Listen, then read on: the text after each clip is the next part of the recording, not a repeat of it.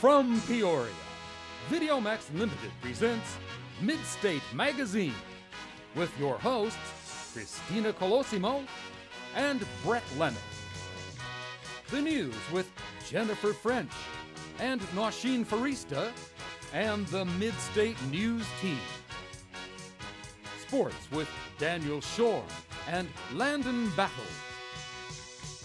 In Need with Afton Holliver. Let's Eat with Rihanna Pouncey. Spotlight with Sandra Hollywood Hall. About Town with Sam Mangieri. Get Real with Becca Wenning. Street Team with Melody Esley.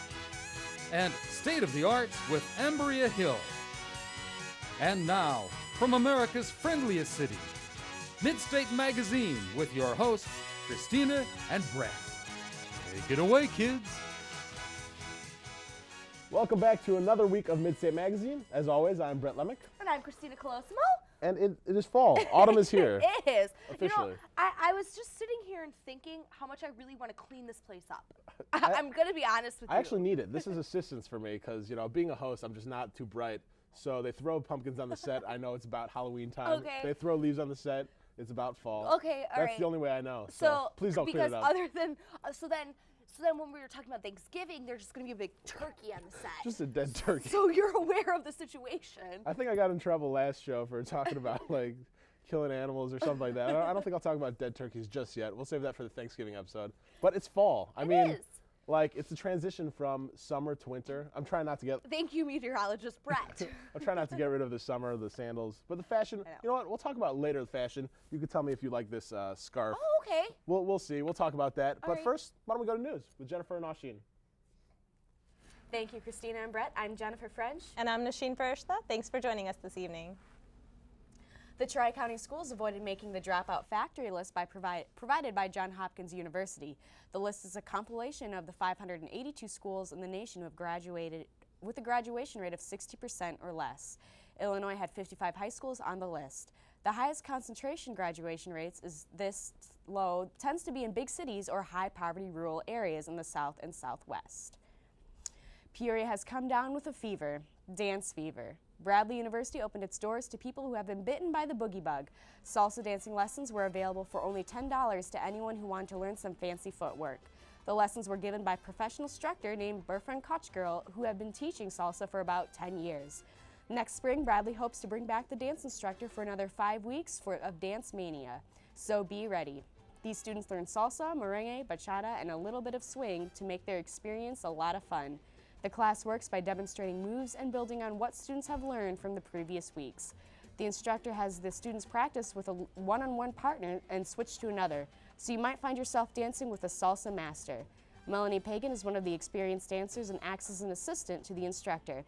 So look forward to dancing next spring with the help of Melanie and Buffon so you can feel a little bit of Latin heat right here in our very own city. Help him basically demonstrate the steps that we're going to be learning and practicing.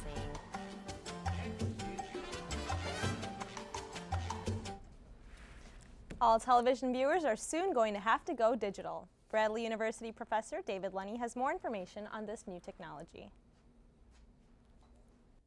Effective February 2009, there will be a major change in the way producers make TV and the way viewers look at TV.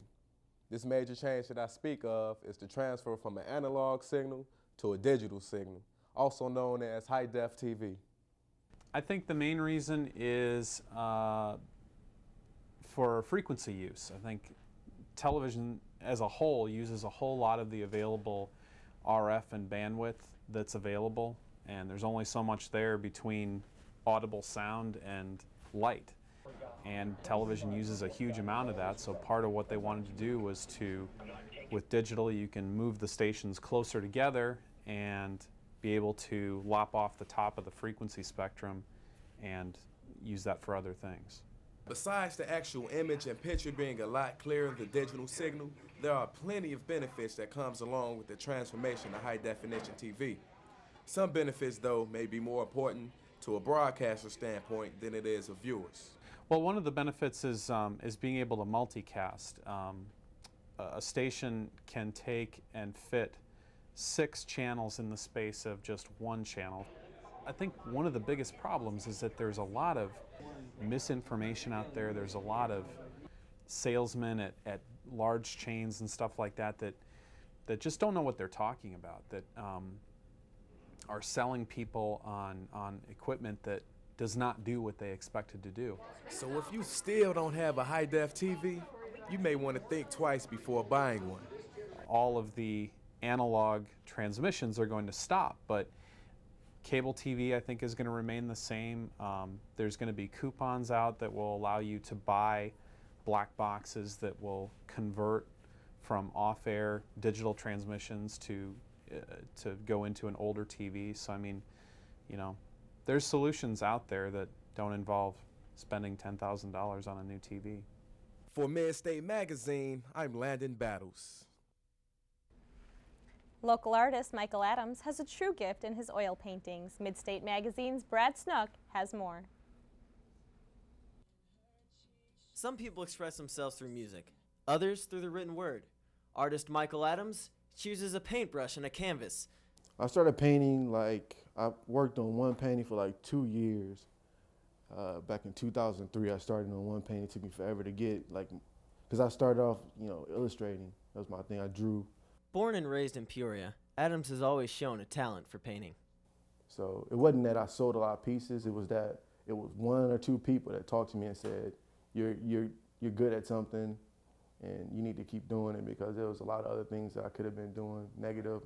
Adams views the arts as a positive escape in a world that can sometimes overwhelm today's youth. Okay, what I'm trying to say here is that I'm a part of Peoria, I'm from Peoria. Let's cultivate our own home. Let's cultivate our city. Let's make it a place where it's a place to be. So by doing an art show, yeah, I want to sell pieces. Everything must go. Everything's on sale, but you kind of want to tell everybody here that the more it happens, the better people's lives are, Working very quickly, Adams completed his 20-piece collection in just about 2 months.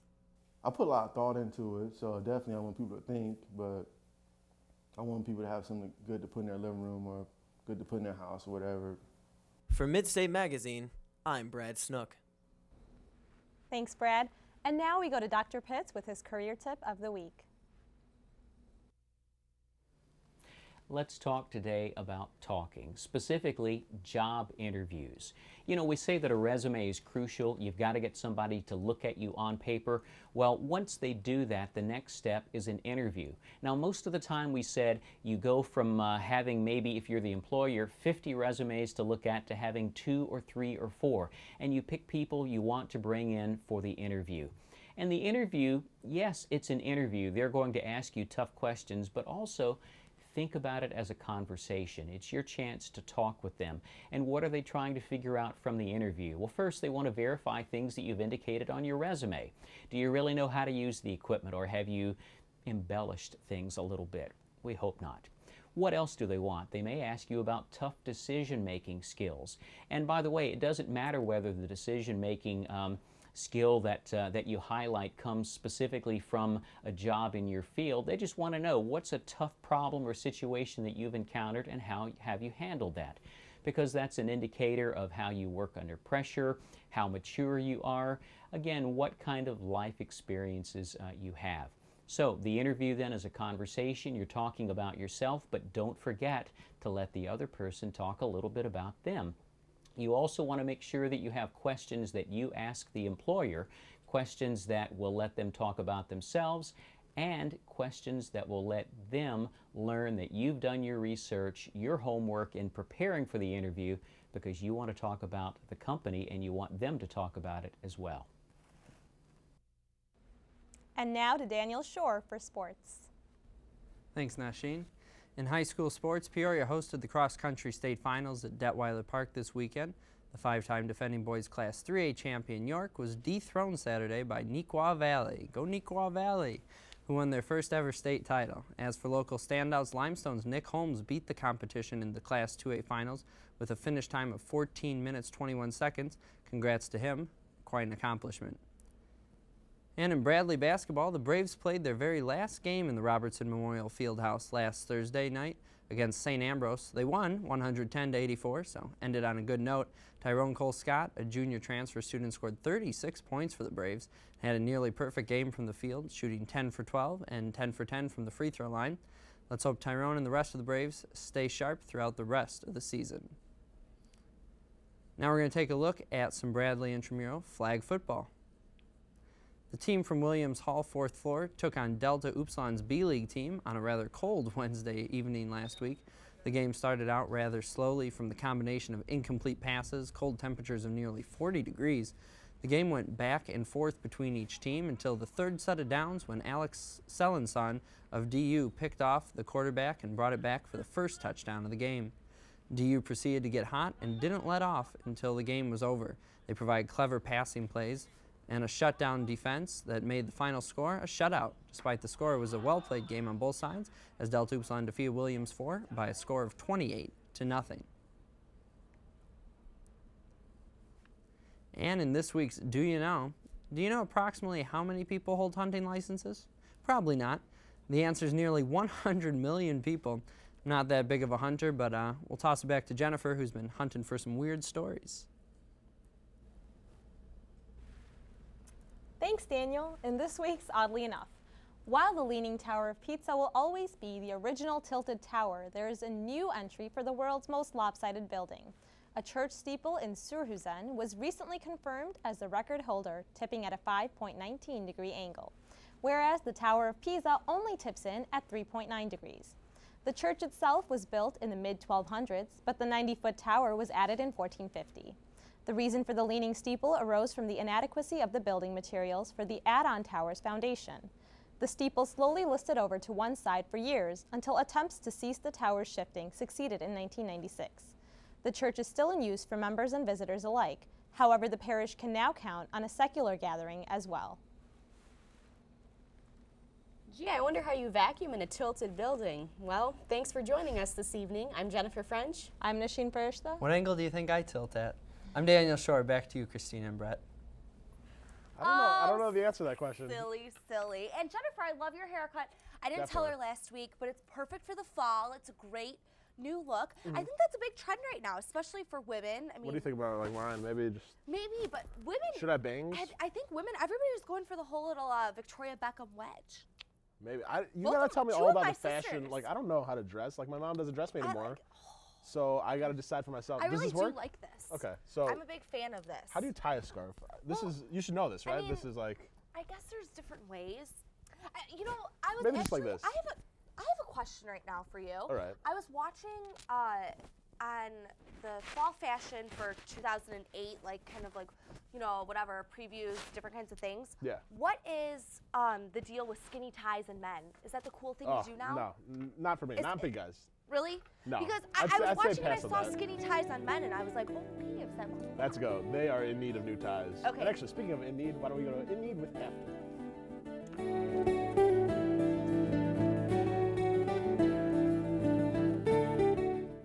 For this week's In Need, I met with Richard Adams of the Peoria Area Food Bank. We've been here, as I say, since '83, and we are helping at this point about 127 or 28 counties in the state of Illinois, and we are part of the Illinois Food Banking Association, and we are a member of a cluster in Moline that we get trucks of food from, probably weekly or bi-weekly.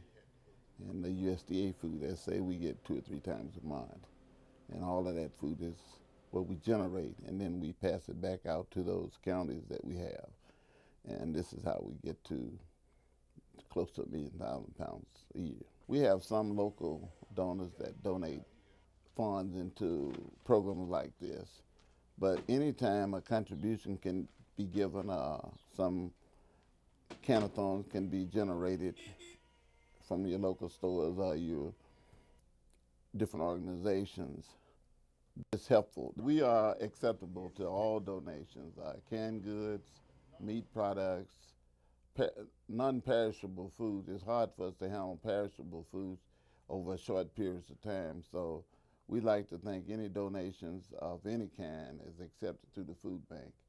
After spending the day at the Peoria Area Food Bank, I realized that although we think mostly of helping others during the holidays, help is needed all year round. For Midstate Magazine, I'm Afton Hollauer. Thank you, Afton. I think that especially, I think Afton's right. I think we all think about as the holidays approach, we can donate, but it's something that we can do all year round, especially in the fall right now. Yeah, Thanksgiving's around the corner, and even though it's, a time for giving and stuff, it should be remembered all year round. Of course. And while that holiday does remind us to give all year round, definitely donate and all that good stuff. Because it feels good. It does, and you're helping some very wonderful people out too. So definitely. Yes. So with fall, that's a good important spot, but also thing with the fall that's been a kind of trend, I guess, with the writer's strike. Golly. In the spotlight, Sandra will tell us a little bit about that. Please, Let's hear it, thank Sandra. you, darling. Hi, I'm Sandra Hollywood Hall, and welcome to In the Spotlight. Don't freak out all at once, but Hollywood is officially on strike. Don't expect to see many new episodes of your favorite shows coming up this season. The Writers Guild of America has gone on strike after failing to negotiate a deal with the Alliance of Motion Picture and Television Producers. The first effects of the strike can be seen by the airing of reruns on both David Letterman and Jay Leno's late-night television shows. Other shows that seem to be heading towards the same fate include The Daily Show, Jimmy Kimmel Live, Late Night with Conan O'Brien, and The Colbert Report. The strike is primarily going to affect these live shows more than scripted television and movies, as there are many completed movie scripts floating around Hollywood, and many TV shows have enough done to make it through the fall season. So who gains from this strike? Well, considering they don't use union writers, reality shows have the opportunity to achieve a greater popularity and status in the public eye. This is the first time anything like this has happened since 1988, when writers were on strike for 22 weeks and cost the entertainment industry more than $500 million. So just when you thought you had too much celeb reality, it looks as though we may be still forced to watch more of Miss Tequila picking out her flames, live in the fast lane with Kimora Lee, help New York find true love, try to keep up with the Kardashians, and help the Bachelor select his bride. Is it me? Are you tired just thinking about it? Come back, writers. Well, of course, I'll have more for you on this developing situation as it happens. I'm Sandra Hollywood Hall, and remember, you can always count on me to keep you in the know within the spotlight. Sandra, thank you. We all need to hear that. Because I support the WGA. Thank you for that.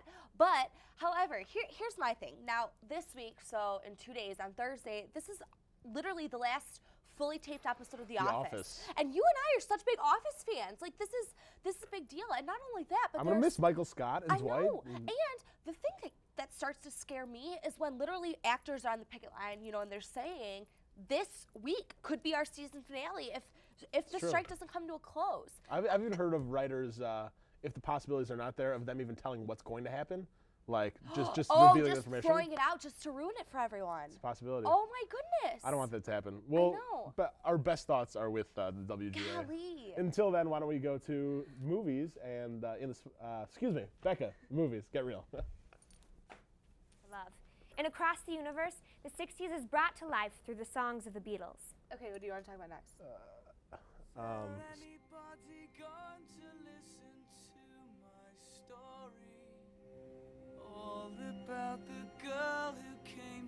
Jude arrives in England in search of his father. Stranger to our shores, the least I can do is offer you some Ivy League hospitality. Finding his way into the Princeton campus, Jude meets Max, and later his sister Lucy. My God, you have perfect teeth. Well, how are you gonna do if you don't go back to college? What any irresponsible, unmotivated dropout would do, go to New York, like tonight. The next step on his journey brings them all to New York, where passion sparks between Jude and Lucy. Just want to get your eyes right.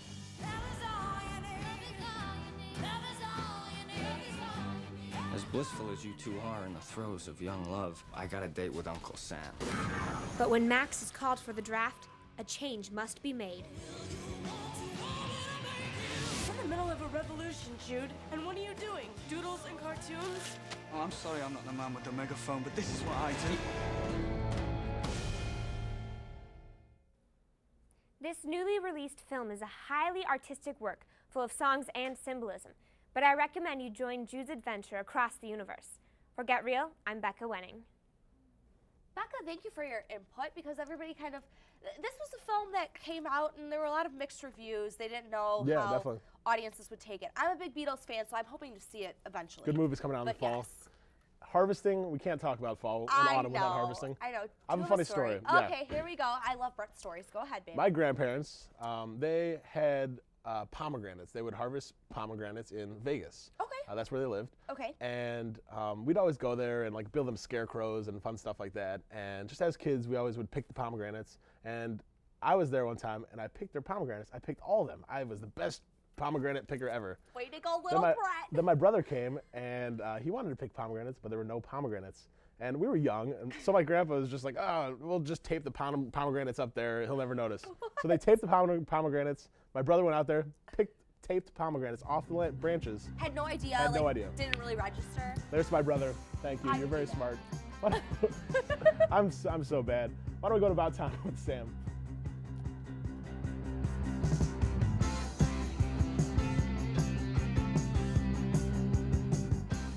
Lakeview Museum always has something very interesting on display. Opening on November 9th is the Rembrandt exhibit, featuring some of his original artwork. Our big exhibit that's about to open is Sordid and Sacred, the Beggar in Rembrandt's etchings, with a concurrent exhibit that places Rembrandt within a context of the etching tradition.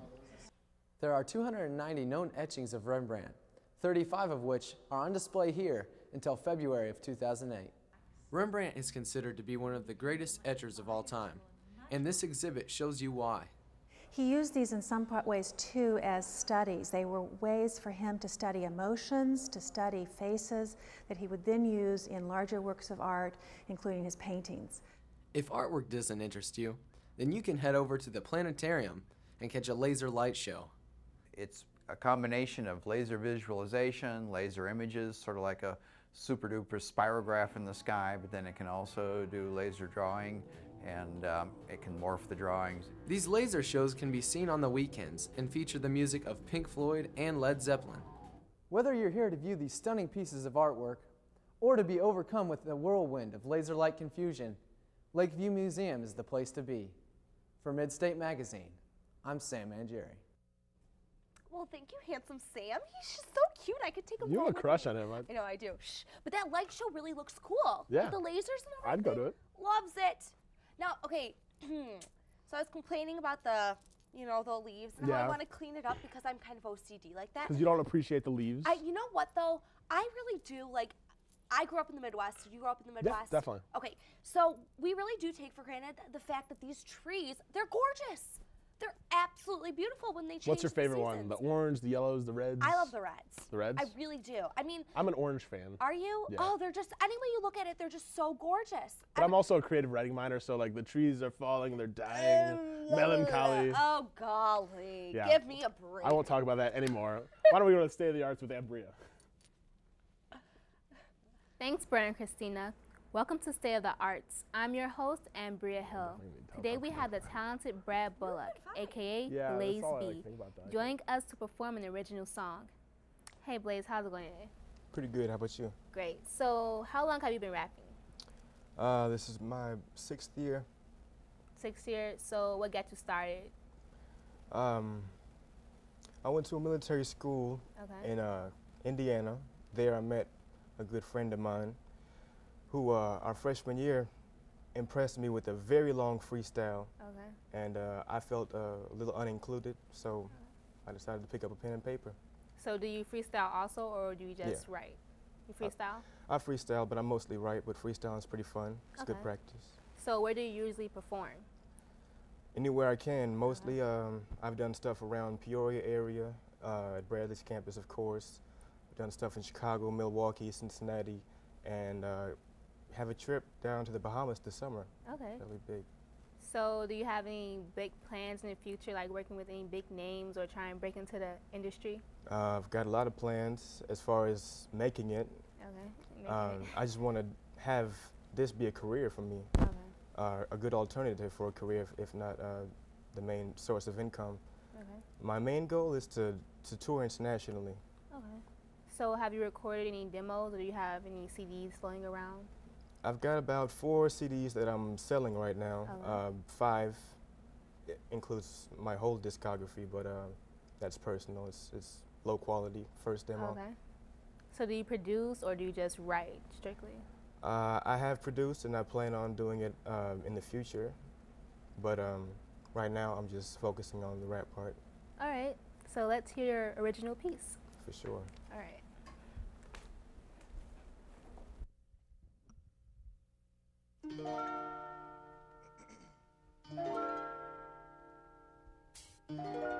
Good evening. This is the end, maybe not, but it feels like it again. Every now and then death comes to get your friends, and like it don't hurt, I can't pretend. Please heaven send me a sign telling me if it is worth it to live. Hurting again, working the pen against the paper, I pray that it takes some pain away. Day to day we take this life for granted, ignoring the fact that life it can't slip right from under your hand's grip. At which point everything you plan with your life doesn't mean anything unless you passed it on. That's what I put my raps and songs, share knowledge and I spend time laughing long. Cause a real comrade will be there to listen. If sinned against, they'll be prepared for forgiveness. You don't wanna hold no grudge against somebody you love. What if the next day they die and you're stuck with a bunch of couldas, wouldas, mad tears and boogers, wishing you can say last words and you should have, cause this day could very well be your last. And although I would hate to see you pass, it could happen to any one of us, dude. So to my family and crew, Joe, I loves you. And I'm not afraid to say it, especially cause it could be my very last statement. So with that said, let me close my eyelids. For those who died, this is your moment of silence. Yeah, all of you rest in peace. For those that are deceased, I just wanna say, rest in peace, Dante. To my girl Esther, we'll never forget her. And to my boy D-Boy, this pain we can't avoid. Rest in peace, just rest in peace. To those deceased, just rest in peace. R.I.P. Rest in peace, please. R.I.P. R.I.P. R.I.P. R.I.P. R.I.P. R.I.P. R.I.P. Yeah. I'm gonna miss you. I'll never forget you. Oh Lord, I hope I can go up in the sky, come to heaven and kiss you. I'll represent you. You know I intend to. And I'll never forget any other we've been through. I'm gonna miss you. Yes, I'm gonna miss you. I'm gonna miss you. I'm gonna miss you. Rest in peace. Rest in peace. Rest in peace. Rest in peace. Rest in peace. Rest in peace. Rest in peace. Rest in peace. Peace.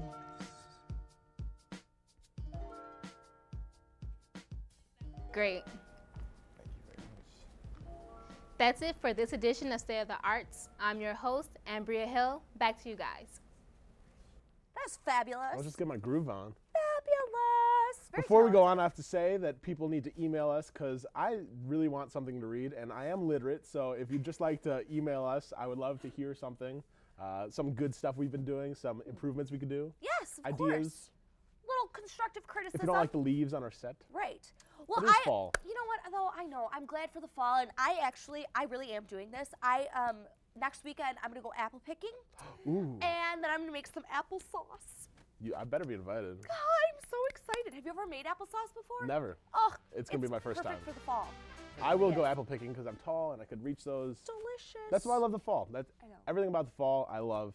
It's been an awesome show. Yes. And the days are shorter, the nights are longer, Oh, yeah. so that means it's time to party. I guess that's about it. If you're not watching us, you're not watching much. See you next time. week.